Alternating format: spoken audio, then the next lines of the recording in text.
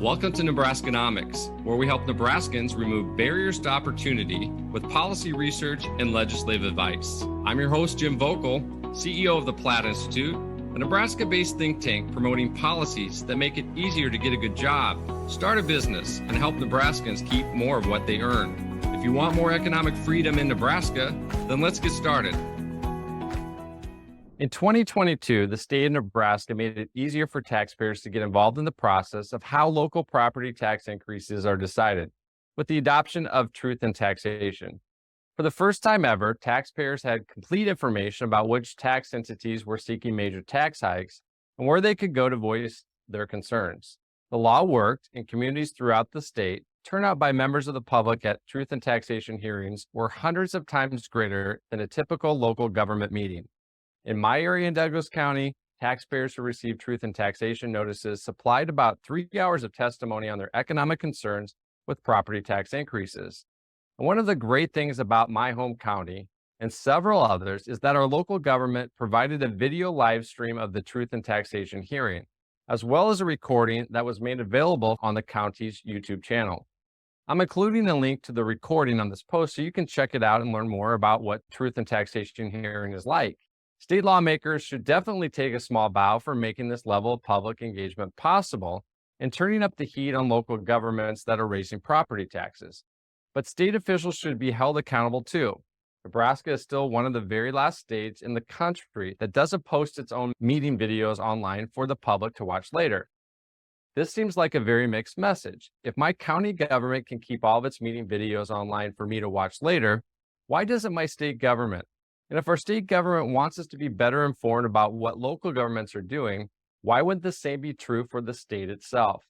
So in light of what Nebraska has learned through the truth in taxation process, the Unicameral now has to step up its own game when it comes to transparency.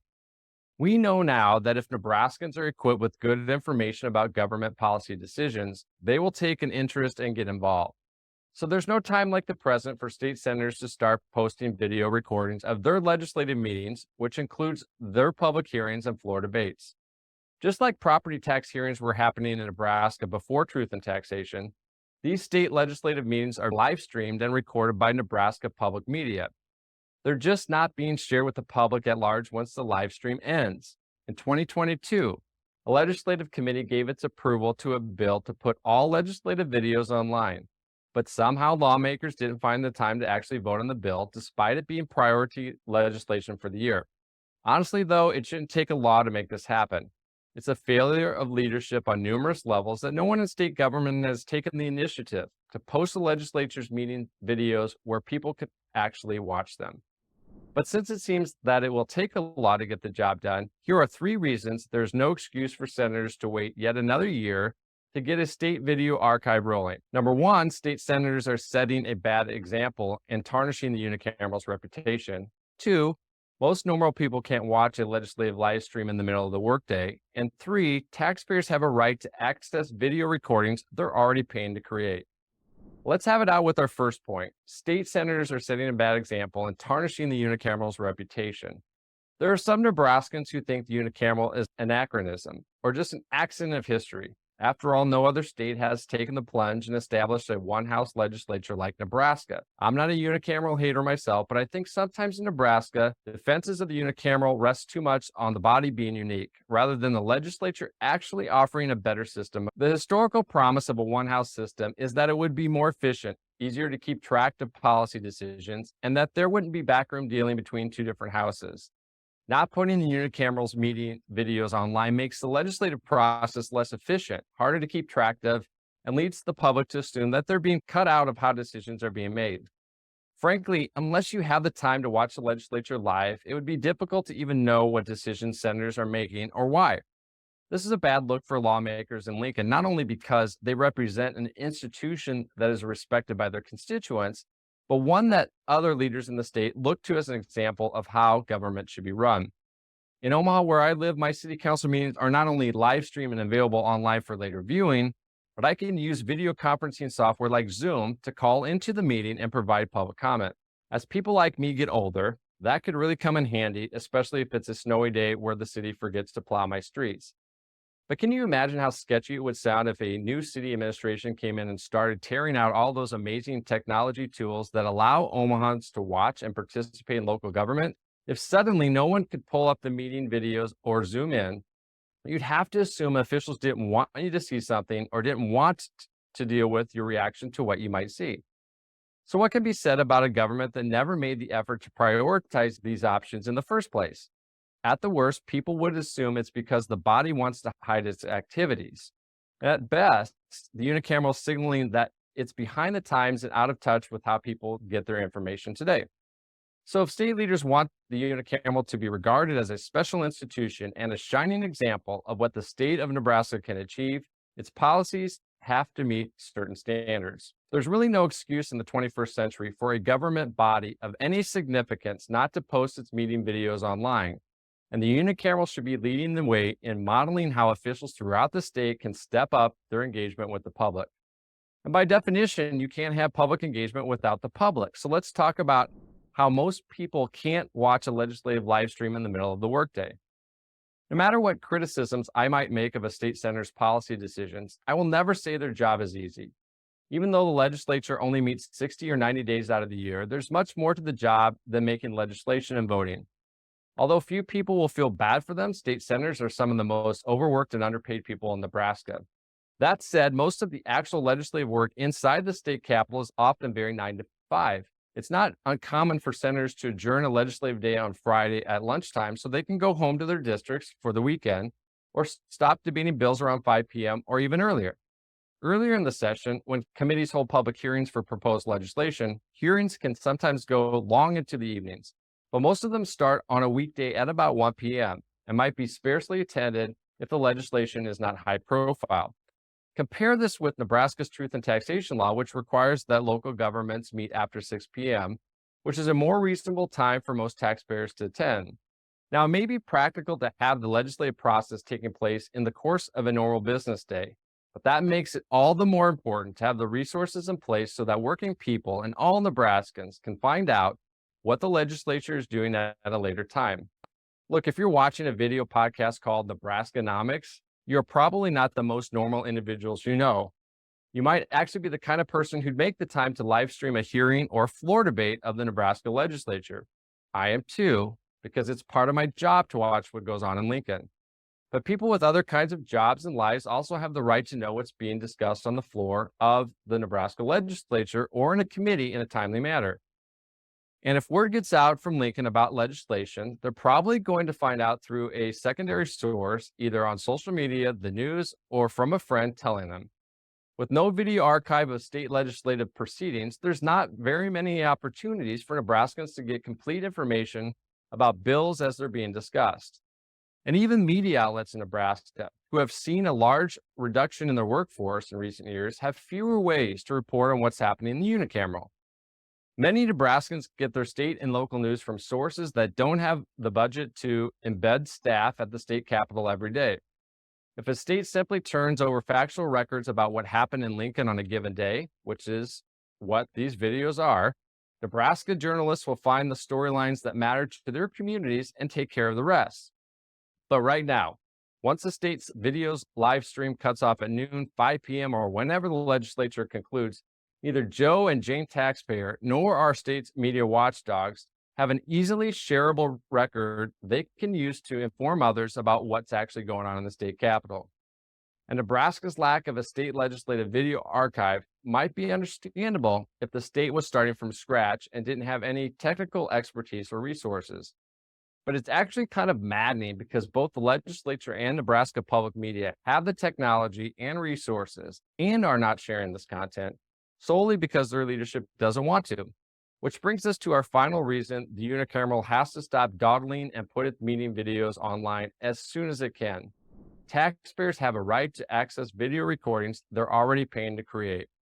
This brings us back to something I've discussed on Nebraskanomics before, related to truth and taxation. Nebraskans always have the right to organize together to do something about their local property taxes, but governments weren't being forthcoming with information taxpayers could use to understand how to do that.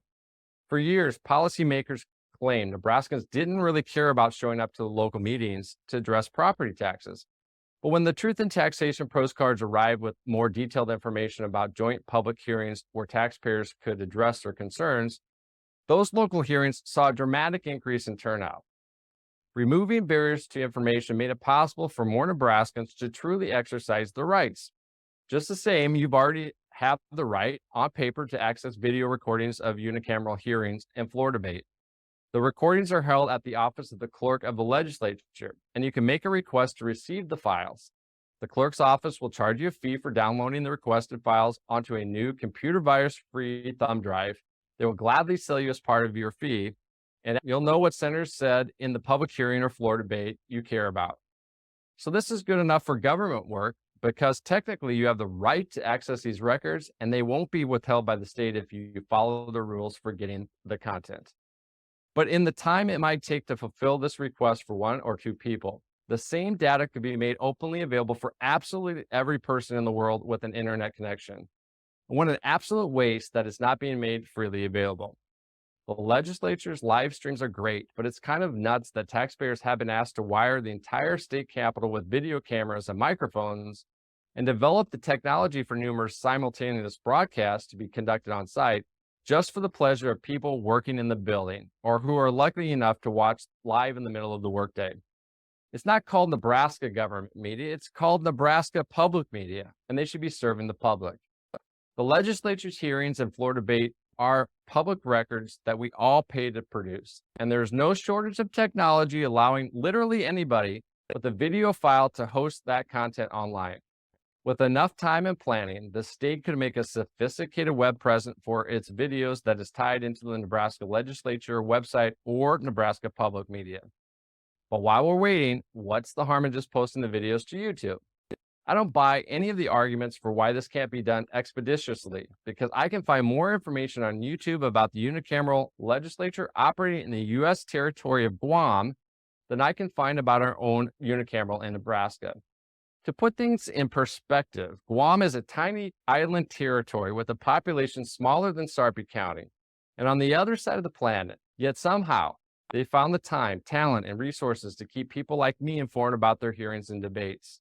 We should also dispense with the penny-wise and pound-foolish attitude, which we also saw during Truth in Taxation, that added government transparency is too costly or wasteful.